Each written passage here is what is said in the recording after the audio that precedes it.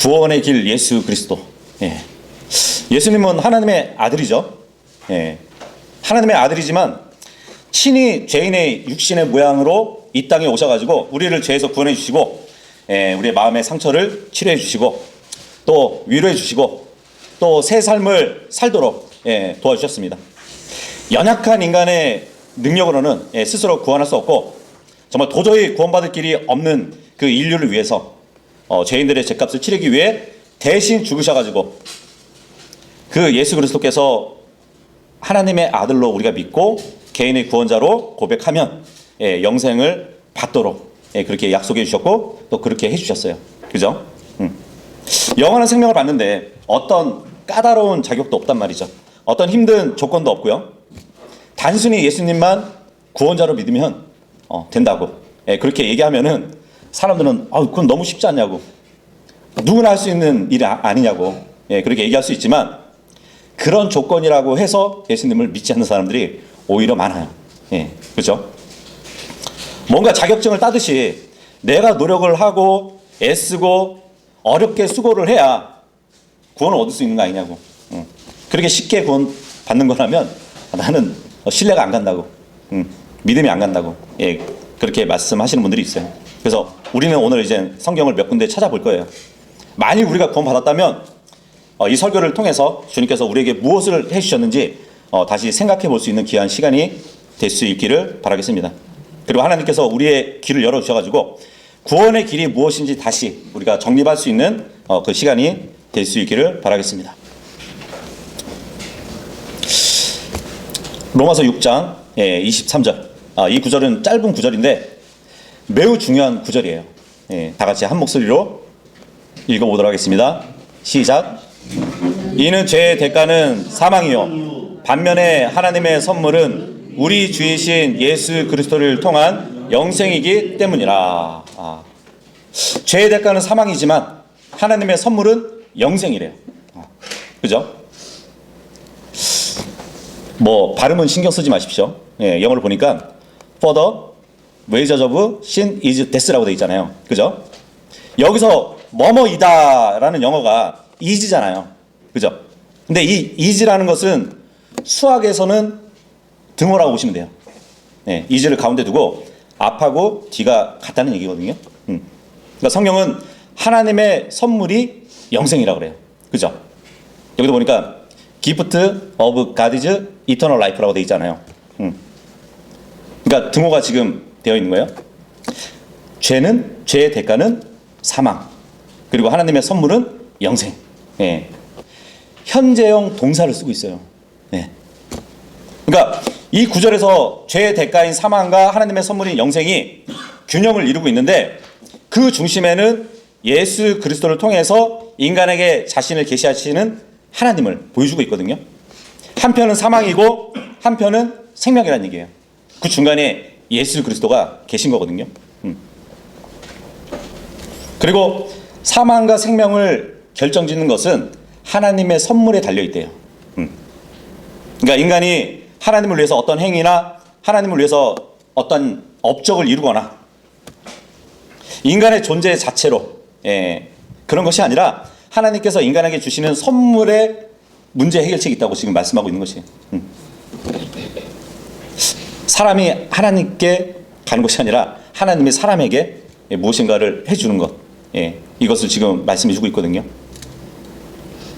사람이 하나님 앞에서 기쁨 가운데 영원히 사는가, 아니면 둘째 사망으로 불호수에 던져져 가지고 영원히 고통을 당하는가, 예, 이것은 전적으로 예수 그리스도를 통해서 주시는 하나님의 선물을 받을 것인가 아니면 그렇지 않을 것인가, 예, 여기에 달려있다는 것이에요. 근데 우리가 잘 알다시피 단 하나의 죄를 지은 사람은 죄인이에요. 그죠? 이 세상에는 죄를 안 지은 사람은 없죠. 하나의 죄를 지은다 할지라도, 예, 그 사람은 죄인이란 말이에요. 로마서 5장 12절 한번 보도록 할게요. 읽겠습니다. 시작. 이런 이유로 한 사람으로 말미암아 죄가 세상 안으로 들어왔고 죄로 인하여 사망이 들어온 것과 같으니 그리하여 모든 사람이 죄를 지었으므로 사망이 모든 사람에게 전달되었느니라. 왜 모든 사람이 죽을까요? 모든 사람이 죄를 지었기 때문이래요. 성경에 보니까. 예. 그 밑에 14절도 읽어보겠습니다. 시작. 그럼에도 불구하고 사망이 아담부터 모세까지 군림하였으니 곧 아담의 불법의 모습을 따라 죄를 짓지 아니한 자들에게까지 군림하였느니라. 아담은 오셔야 했던 분의 모형이라. 예. 사람들은 이 인류의 조상 아담이 지은 동일한 죄를 짓지는 않았어요. 그죠? 그리고 다른 사람들이 이 세상에 살고 있지만 내가 저 사람과 똑같은 죄를 지은 적이 없다고. 예. 그렇다고 해서 죄인이라는 사실이 바뀌진 않거든요. 그렇지 않나요? 저는 선악과를 따먹지 않았는데요. 그리고 저렇게 악한 사람처럼 저런 죄를 짓지 않았다고. 예. 그렇다고 해서 그 사람이 죄인이라는 것이 바뀌지 않는다는 얘기예요. 모든 사람이 서로 다른 죄를 짓고 있죠. 예. 그래서 모든 사람이 죄인이라는 공통점을 갖고 있어요.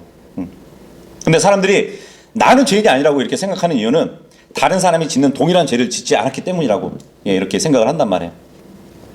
심지어요, 감옥에 있는 사람들조차도 자신이 억울하게 감옥에 왔다고 하지 내가 죄를 져서 왔다고 하는 사람들은 거의 없다고 합니다. 예. 다른 사람과 비교하면 그렇게 심한 죄를 지은 것도 아니라고. 예. 하지만 종류의 정도는 차이가 있어요. 어쨌든 다 한결같은 죄라는 것이에요. 죄를 지었다는 사실 자체는 변하지 않는다는 얘기예요. 그죠? 저렇게 악한 사람처럼 내가 죄를 짓지 않았을지는 모르지만 작은 죄 하나라도 지은 적이 있다면 죄인인 것이에요.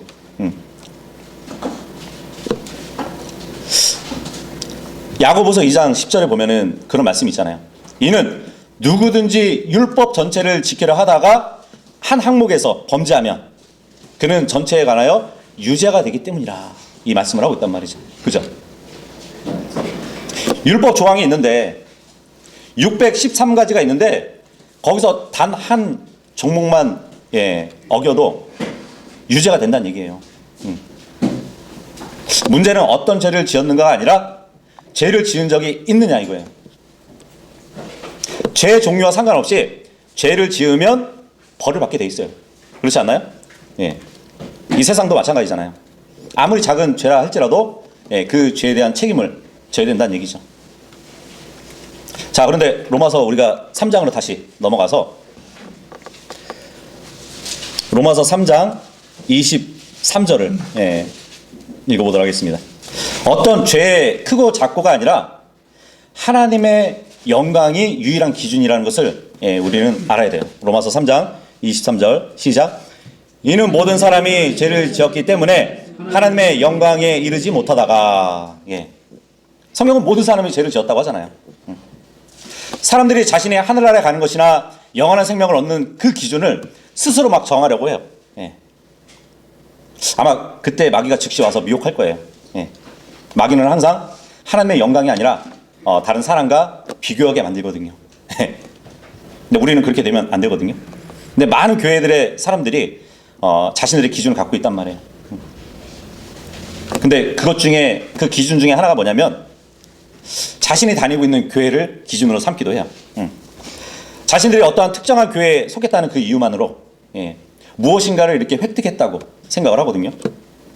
자신들의 교회만 유일한 교회라고, 자신들만 유일한 그리스도인들이고 그렇기 때문에 자신들만이 하늘나라에 갈 수 있다고 이렇게 주장하기도 한다는 얘기예요.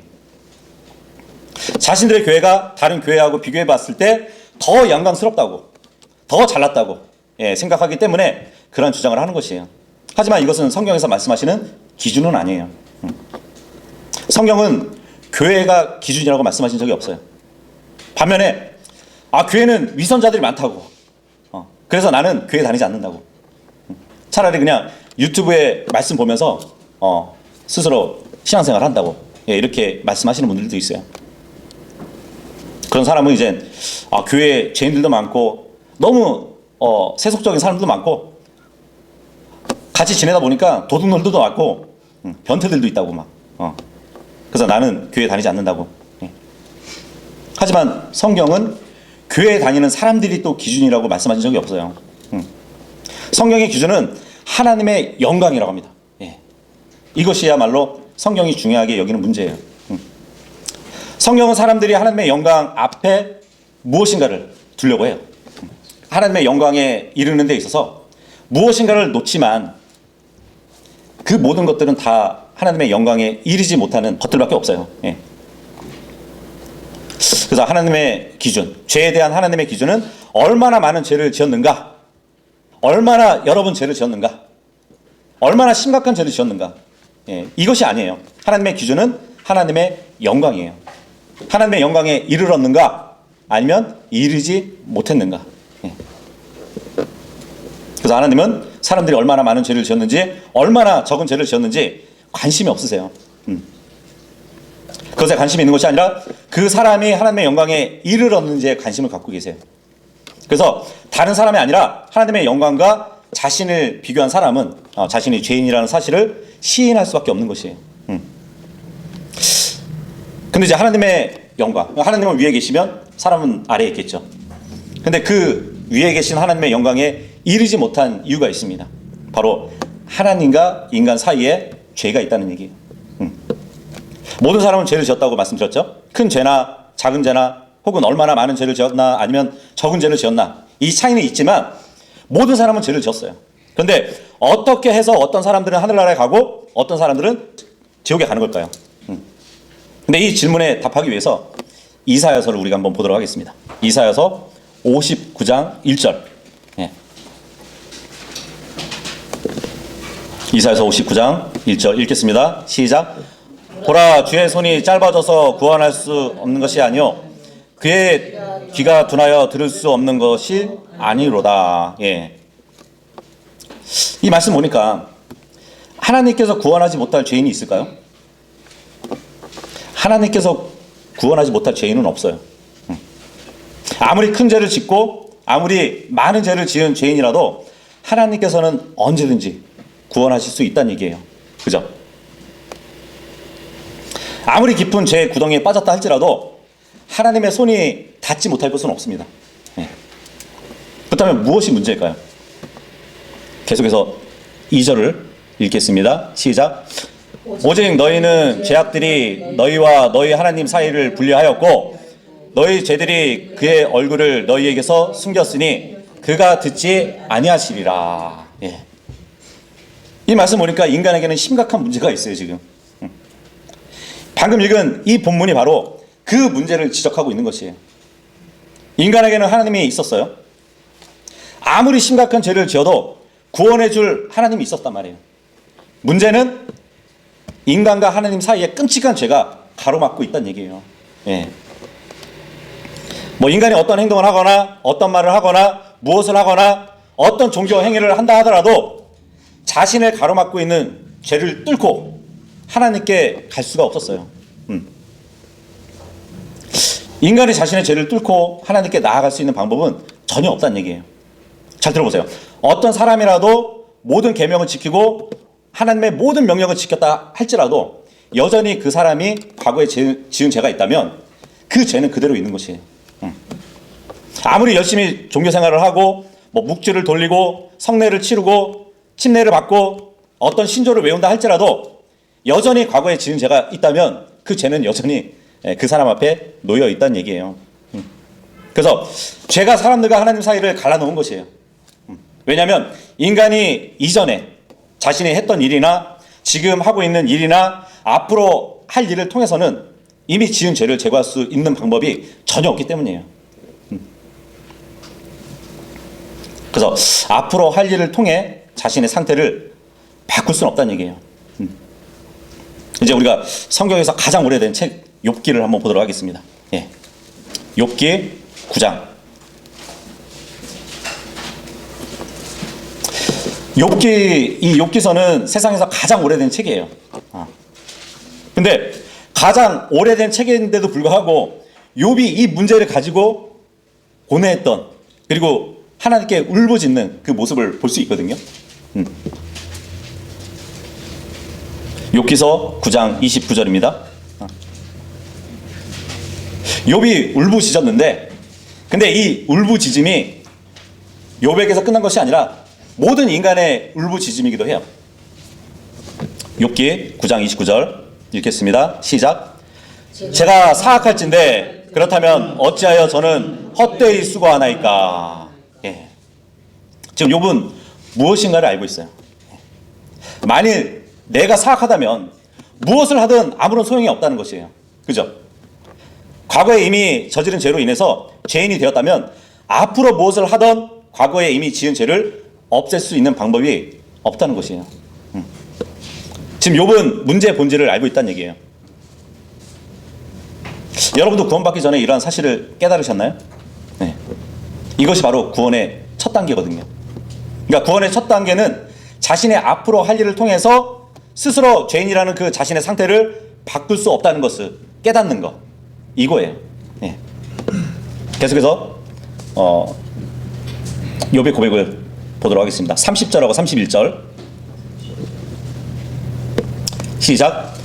설령 제가 눈 녹은 물로 저의 몸을 씻고 저의 두 손을 아무리 정결하게 씻는다 해도 여전히 당신께서는 저를 도랑 속에 빠뜨리실 것이요 제가 소유한 옷이 저를 혐오할 것이니이다. 예. 아무리 깨끗한 물로 씻긴다 할지라도, 그죠? 더럽대요. 만일 누군가가 물에 잠긴 적이 있다면, 뭐 침례를 받았다면, 아니면 누군가가 머리에 물을 뿌려졌다면, 뭐 세례를 받았다면, 어렸을 때부터 교회 다녔다는 뭐 이유로 엄마 뱃속에서부터 믿음 생활을 했다고 해서 자신이 구원받았다고 생각한다면 그 사람은 정말 어느 날 자신이 전혀 씻음받지 못하고 더러운 존재라는 것을 깨닫게 될 것이에요. 근데 안타깝게도 그렇게 깨달았을 때는 구원받기에는 너무 늦어버렸다는 사실도 함께 깨달을 것입니다. 32절하고 33절이요. 시작. 그분은 나처럼 사람이 아니시기에 내가 그분께 대답할 수 없고 우리가 함께 재판으로 나갈 수 없도다. 또한 우리 사이에는 자신의 손을 우리 모두 위에 얹을 수 있는 어떤 중재인도 없도다. 욥은 지금 자신이 죄악의 상태에 처해 있다고 그렇게 고백을 하고 있어요. 근데 지금 욥이 한 말을 이해할 수 있나요? 욥은 자신이 하나님께 나아갈 수 없다고 합니다. 문제는 하나님께서도 자신에게 나오는 걸로 보이지 않는다고 지금 얘기하고 있는 것이에요. 왜냐하면 욥의 죄가 자신과 하나님 사이를 갈라놓기 때문이에요. 그래서 욥은 자신과 하나님 사이에 누군가가 서 계셔가지고 중재를 해주기를 지금 바라고 있어요. 그죠? 하나님이시기에 하나님 위에 손을 얹을 수 있고요. 동시에 인간이기 때문에 자신에게도 손을 얹을 수 있는 그러한 존재를 욥이 지금 찾고 있단 말이에요. 그러니까 하나님이시면서 동시에 인간이신 분이 중재를 해줬으면 좋겠다는 그 말씀을 하고 있는 것이에요. 근데 안타깝게도 욥은 그러한 중재자를 찾지 못했어요. 왜냐하면 욥이 살던 그 시대에는 그러한 중재자가 없었기 때문이에요. 그죠? 아담도 하나님의 영광에 이르는 것에 실패했습니다. 노아도 실패했어요. 아브라함과 이삭과 야곱도 실패했습니다. 모세와 아론, 사무엘, 다윗 그들도 실패했어요. 엘리야, 침례인 요한도 실패했습니다. 지난 수천 년간의 많은 사람이 하나님과 자신 사이에 서서 양쪽에 손을 딱 얹을 그러한 중재인을 찾지 못했어요. 찾았지만 실패했어요. 그래서 우리가 왜 예수 그리스도를 그토록 높이고 그분께 감사와 찬양과 영광을 돌리는지 아세요? 구원자 없이 하나님과 대면하는 것이 얼마나 힘든 일인지 생각해 보세요. 만약 우리에게 하나님과 우리 사이에 서 계실 중재인이 없다면 우리는 아무런 희망 없이 완전히 버림받은 존재들이거든요. 그래서 예수님께서 우리를 위해 하신 그 일과 예수님의 존재 자체를 생각한다면 얼마나 하나님께 감사한지 모르겠어요. 그죠? 자, 이렇게 하나님께서는 수천 년 전에는 중재인을 보내지 않았지만 하나님께서 충만한 때가 이르자 결국 중재자를 보내셨습니다.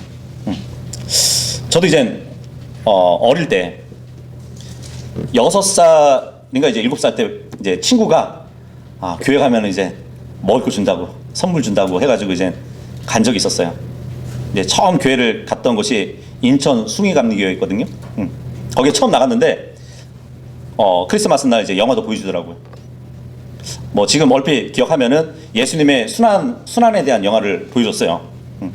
그때는 이제 누군가가 고통을 당했고 죽었다는 내용으로만 이렇게 알고 있었거든요. 그리고 이제 천안으로 이사 와가지고 그때 이제 어머님이 예수님을 영접했거든요. 그러니까 그 이후로 이제 우리 삼형제를 딱 손 잡고 교회를 이렇게 다니시기도 했었어요. 막내 여동생이 이제 애기였기 때문에 이제 등에 업고 이제 삼형제를 이렇게 데리고 다니셨거든요. 막 그 당시에는 뭐 아직 구원받지도 않았고 구원받지 못한 상태에서 그냥 사람들을 따라서 기도하고 어머니가 가르쳐 주신 찬양도 따라 부르기도 했었어요. 그러다가 이제 초등학교 1학년 때 여름 성경학교를 하게 됐거든요. 거기서 이제 올리브산에서 기도하시는 예수님의 그 장면을 분반 공부 시간에 이렇게 그리는 일이 있었거든요. 그 그림을 그리면서 예수님이 올리브산에서 무엇을 기도했는지 그때 알았어요. 네. 그리고 그 예수님이 구원자라는 것을 이제 분반 공부 시간에 선생님을 통해서 알았던 것 같아요. 그래서 그 이후로 이제 예수님의 이야기가 너무 듣고 싶어가지고 그 다음날 성경학교 모임 이전인데도 불구하고 한두 시간 미리 가서 막 기다렸던 그런 기억이 있거든요. 그래서 이제 죄인은 지옥으로 가고 예수님을 믿으면 하늘나라로 간다는 그 말씀을 들었을 때 정말 그때는 어렸지만 나 역시도 구원자가 필요했다는 것을 알았던 것 같아요. 어떤 날은요, 하나님이 빛 가운데 이 환한 대낮에 나를 보실까봐 너무 두려워가지고 막 해를 피해서 나무 뒤에 막 숨기도 하고요. 학교에서 집에 가는데 집 지붕 밑으로 이렇게 그 그늘진 곳으로 이제 숨어 다니면서 집까지 갔던 적도 있었거든요. 지옥이 너무 무서웠기 때문에. 근데 예수님을 믿으면 그곳에 가지 않는다고 하니까 저도 구원자가 필요하다는 그 사실을 알았고 예수님을 영접했던 것이에요. 갈라디아서 4장 한번 보도록 하겠습니다. 갈라디아서 4장 3절에서 5절까지 읽겠습니다. 시작. 바로 이처럼 우리가 아이들이었을 때 우리는 세상의 초등 원리들 아래에서 속박되어 있었느니라. 그러나 그때 충만함이 이르자 하나님께서 자신의 아들을 파송하셨으니 여자에게서 조성되었고 율법 아래에서 조성되셨도다. 이는 율법 아래에 있던 자들을 구속하려 하심이요 우리로 하여금 아들들로서 입양을 받게 하려 하심이라. 보니까 충만한 때가 이르자 하나님께서는 수천 년 전에 욥이 울부짖었던 간구했던 그 기도에 응답해 주셔가지고 이 세상에 하나님이시면서 사람이신 한 분을 보내셨대요. 그래서 마태복음 1장에 보면은 그 예수님을 우리와 함께 하시는 하나님, 그렇게 표현을 하고 있죠. 요한복음 1장과 골로새서 1장 거기에 의하면 이 예수님은 창조자라고 말씀해 주고 있습니다. 그리고 요한복음 10장에 가서 보면 아버지와 함께 계신 분이고요. 요한일서 5장에 가서 보면 아버지와 성령님과 더불어서 하나를 이루시고 증언하신 분으로 기록되어 있습니다. 네, 충만한 때가 이르자 하나님께서 예언자를 보내신 것이 아니라 제사장을 보내신 것도 아니고 어떤 성경 교사를 보내신 것도 아니고 왕을 보내신 것도 아니고요. 자신의 유일한 아들을 보내셨던 것이에요. 그래서 그 예수님을 신뢰하는 자들의 구원자가 되시는 중재자가 되시는 그분을 보내신 것이에요. 그래서 사람들이 정말 자신을 위한 구원자이시면서 하나님과 인간 사이에 죄를 허무실 수 있는 중재자가 있다는 그 사실을 알고 받아들인다는 것은 정말 복된 일이에요. 정말 우리가 우리의 구원자에 대해서 진지하게 생각한다면 이 세상을 바라보는 관점이 완전히 바뀔 것이에요. 그죠? 우리의 마음이 그분에 대한 생각으로 완전히 고정되고 나면 어떤 설교나 기도 가운데 아니면 찬양 가운데 일어날 수 없는 그런 일이 일어날 것이에요. 바로 우리의 인생이 변화될 것이란 말이죠. 그죠? 그래서 충만한 때 보내주신 이 예수 그리스도를 통해서 죄사함과 구원의 확신과 평안을 주시고 그것을 주실 수 있는 그분을 보내주신 거란 말이죠. 히브리서 보도록 하겠습니다. 히브리서 10장 1절에서 4절까지 시작.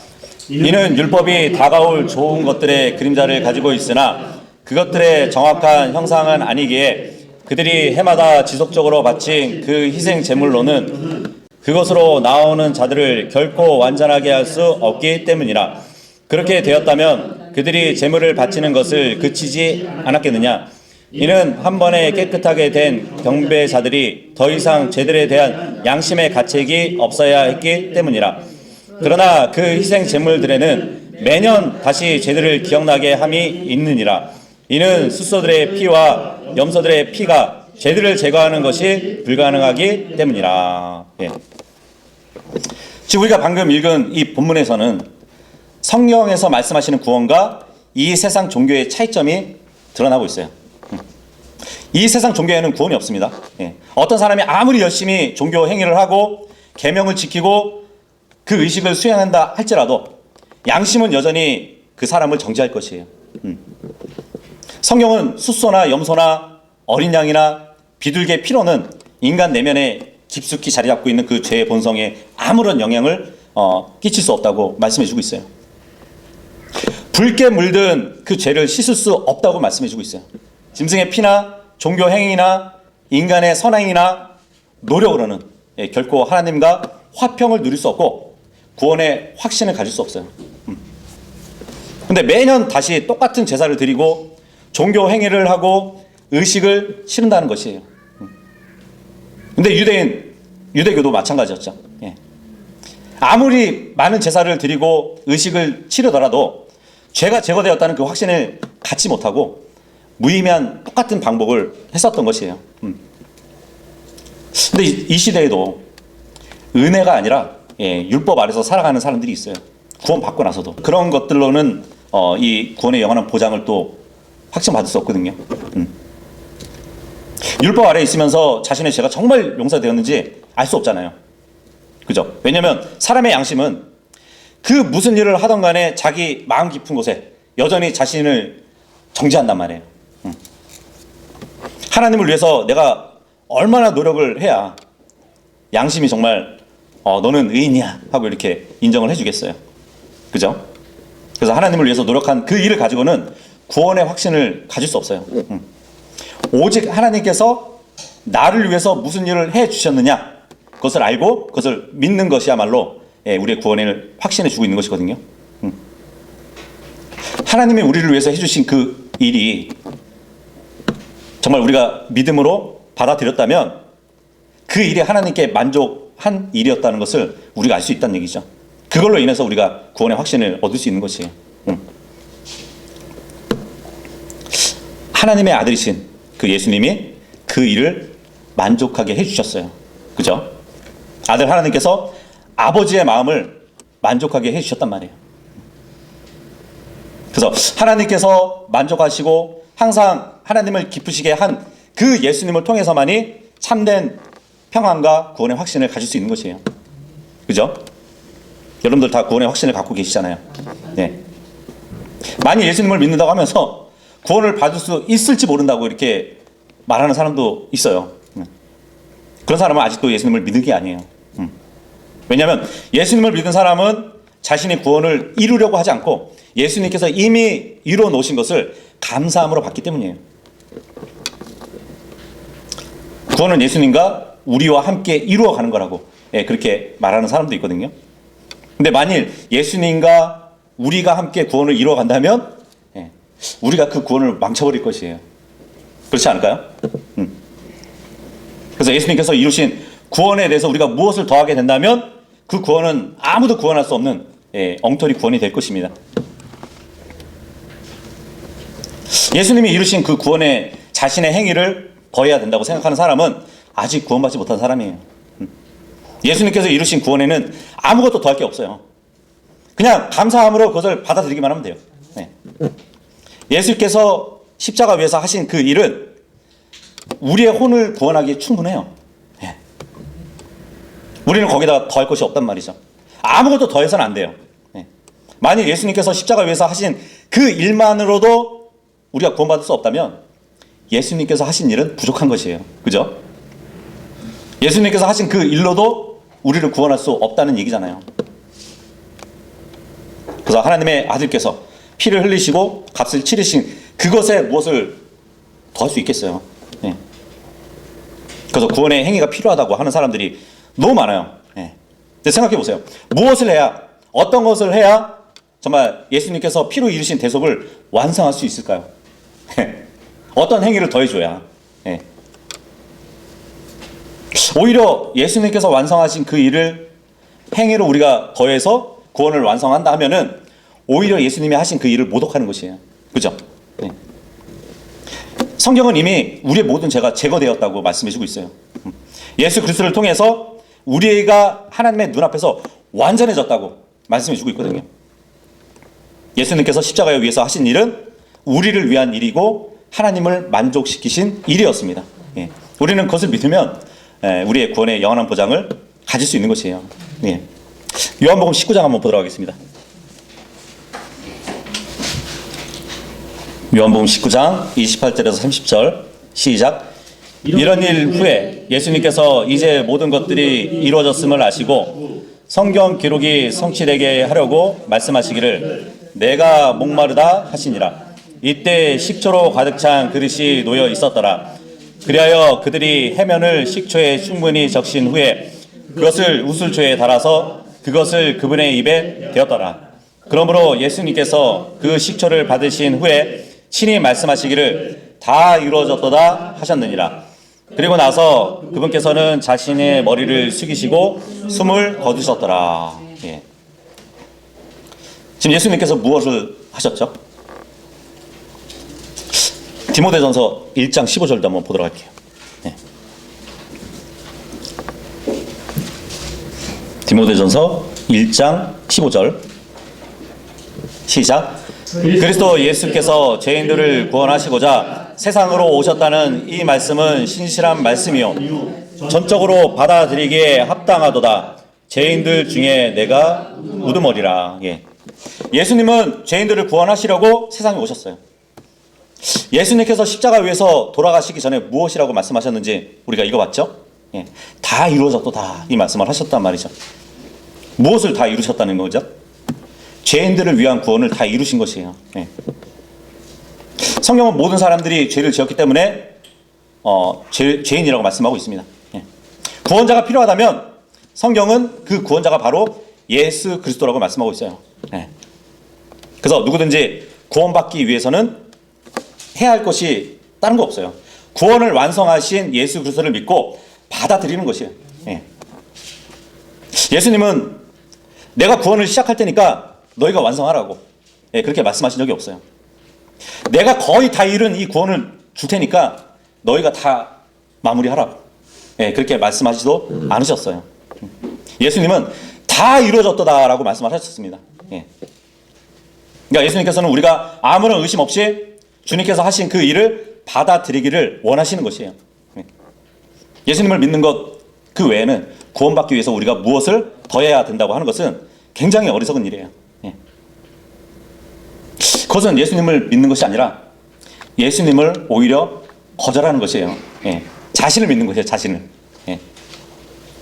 예수님을 믿지 않고 다른 방법을 통해서 구원을 받으려고 하거나 예수님을 믿으면서 자신의 행위도 있어야 한다고 생각하는 것은 정말 성경의 구원과 한참 동떨어진 것이란 말이에요. 성경이 말씀하시는 복음은 매우 단순합니다. 이제 마지막으로 고린도전서 15장 보도록 할게요. 고린도전서 15장 1절에서 4절까지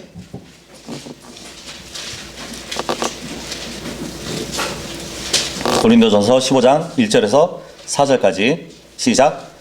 형제들아 이뿐만 아니라 내가 너희에게 선포한 복음을 나는 너희에게 밝히 알리리니 그 복음을 너희 또한 받아들였고 그 안에 너희가 서 있는 것이라. 만일 내가 너희에게 선포한 것을 너희가 기억하고 있고 너희가 헛되이 믿은 것이 아니라면 그 복음으로 너희 또한 구원받은 것이라. 이는 나 또한 받은 것을 내가 무엇보다 먼저 너희에게 전달하였기 때문이니 그것은 곧 성경 기록된 그리스도께서 우리의 죄들로 인하여 죽으셨다는 것과 그분께서 장사되셨다는 것과 성경 기록들대로 그분께서 셋째 날에 다시 살아나셨다는 것이라. 이것이 바로 성경이 말씀하시는 복음이에요. 예.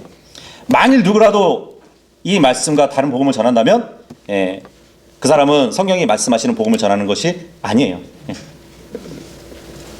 이 복음이라는 것은 죄악된 상태에서 아무것도 할 수 없는 그 상태일 때 하나님께서 그 사람을 사랑하셔서 인간의 몸을 입고 이 세상에 오셔서 그를 대신해서 죽으시고 구원을 주시고 거룩함을 주시고 완전함을 선물로 주시기 위해서 다시 살아나셨다는 그 소식이에요. 그래서 구원받은 사람들은 예수 그리스도 안에서 하나님의 영광에 이르렀습니다. 구원받은 사람들은 하나님의 영광을 가지고 있단 말이죠. 영원한 생명과 하나님의 사랑을 가지고 있어요. 그래서 요한복음 3장에 그 유명한 말씀 있죠. 3장 16절. 하나님께서 세상을 이처럼 사랑하셨기 때문에 그분께서 자신의 독생자를 주셨으니 누구든지 그를 믿는 자는 멸망하지 않고 다만 영원한 생명을 얻게 하려 하심이라. 하나님께서는 자신의 아들을 선물로 주셨대요. 그 아들을 믿는 사람들은 언젠가 영원한 생명을 얻는 게 아니라 아들을 믿는 그 순간 바로 영원한 생명을 얻게 하셨단 말이죠.